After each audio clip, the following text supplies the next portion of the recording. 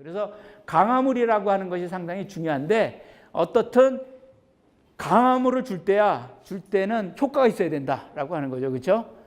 뭘 선물을 줬는데 만족하지 않은 선물을 주면 의미가 없죠. 그거는 뭐 안주님만 못하는 꼴이 되듯이 강화를 주려면 이게 효과적이라고 생각하고 효과적일 강화물만 줘야 된다는 거죠.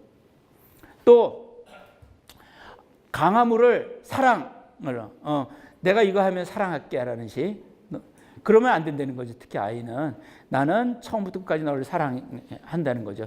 오히려 그렇게 해야 되는 거죠. 네 행동은 나쁘지만 나는 너를 사랑한단 말이야. 너 좋은 놈 아니야. 이렇게 해석을 해야 되니까 행동을 그거 해야지 아이를 사랑을 이용을 한 거나 아이의 본질이나 자존감에 손상을 되는 벌은 바람직하지 않다라고 하는 거고요. 똑같은 강화물이라도 어떻게 주느냐, 어떤 상황에 주느냐에 따라서 다르겠죠. 예를 들어서 먹는 것을 배가 지금 부른 상태에서 먹는 거는 강화물이 될 수가 없듯이 그렇다는 거죠. 그래서 그러한 시기나 아니면 상황을 잘 따져서 줘야 된다라고 하는 거고요. 또 때로는 한 가지 강화물로는 해결이 안 될 수가 있다라고 하는 거고요.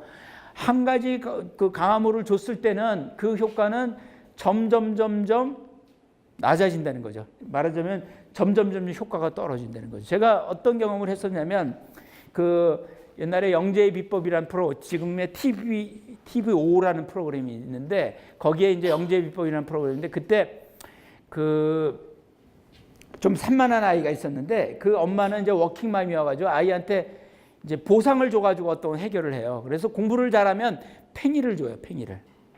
근데 시간이 가면 갈수록 점점 팽이값이 비싸진 거예요. 나중에는 황제 팽이를 안 주면 해결이 안 돼.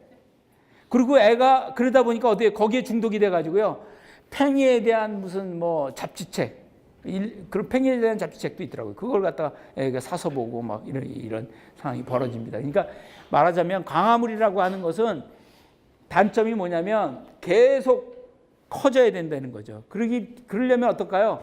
결국은 강화물을 소거해야 된다는 거죠. 강화물을 이용하지 말고 결국은 내적 동기를 해야 된다라고 하는 겁니다. 그래서 물론 이거는 꼭 걸음마 시기에 해당되는 건 아니지만 우리가 쓸 수 있는 강화물은 몇 가지가 있겠죠. 사회적 강화물, 대표적인 게 뭐 애정 표현이라든지 허용한다든지 뭐 가벼운 칭찬, 또 눈웃음, 뭐 이런 거 좋죠. 이런 사회적 강화물 사용할 수 있고요. 또 아이들은 이렇게 뭐 게임을 한다든지 그림을 그리게 한다든지 자기가 좋아하는 공룡을 만지게 한다든지 이것처럼 활동 강화물도 도움을 줄 수가 있습니다.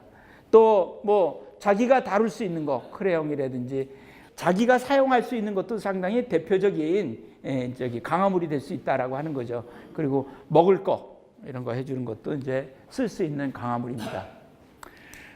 강화도 제대로 써야 된다고 아까 말씀을 드렸습니다. 그래서 바로 학습 시 바로 특히 아이들은 기억력이 짧기 때문에 바로 강화를 해야 된다. 그리고 늦게 강화해야 될 수 있는 경우가 있겠죠. 그럴 경우에는 항상 너는 이것 때문에 줬어. 그리고 그때 기억을 항상 하게 해야 된다는 거죠. 그래서 연관을 시켜야 된다. 그래야지 강화가 효과를 내는 거겠죠. 또 근데 강화를 해서는 안 되는 경우가 있겠죠. 예를 들어서 유치원에 가는 거. 이거는 강화를 해서는 안 되는 겁니다. 그건 의무야. 인내와 헌신을 가리키는 거. 그런 것들은 꼭 해야 되는 거. 예를 들어서 학교에 가는 거라든지 어느 시간에 자는 거라든지 그렇죠? 잠자는 훈련. 그러니까 가장 기본적인 것은 강화를 시키면 안 된다는 거죠. 그것은 규칙이나 습관이나 아니면 아이가 해야 되는 어떤 것으로 만들어줘야 되는 거지. 그것을 타협이나 아니면 훈육의 방법으로 사용해서는 안 된다라고 하는 거죠. 그리고 어떻든 안 하면 개선이 없으면 생략해야 되겠죠. 그렇죠? 그래서 반대급부를 줘야 된다라고 하는 겁니다.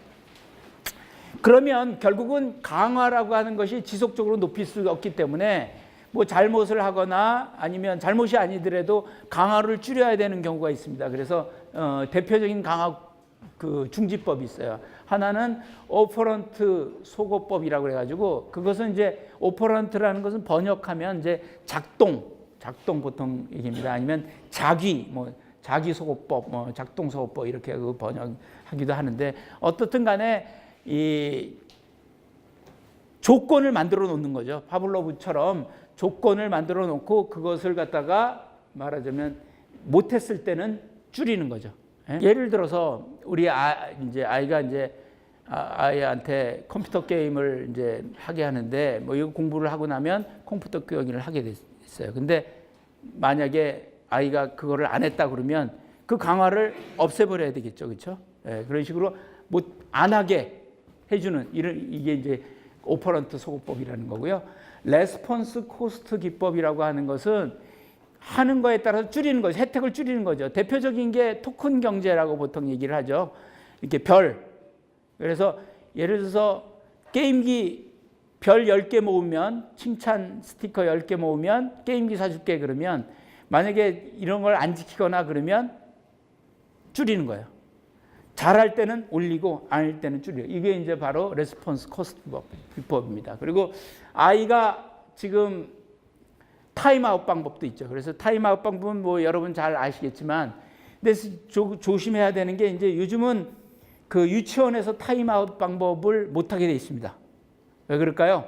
타임아웃 방법이 아동학대로 아동학대. 그래서 제가 지금 아동학대 그 사례위원인데 타임아웃을 해가지고 아동학대 했는지에 대해서 이렇게 했는데 결국은 판정이 아동학대로 나왔습니다. 그래서 이제 함부로 유치원이나 이런 데서는 타임아웃을 못합니다. 하지만 집에서는 가능하겠죠. 집에서는. 그래서 이런 그 걸음마식이나 영화의 타임아웃은 어떻게 하는 거냐면 의자에 앉히는 게 아닙니다. 그냥 눈을 똑바로 보고 아이의 눈을 똑바로 보고 이렇게 잡고선 가만히 있는 거죠.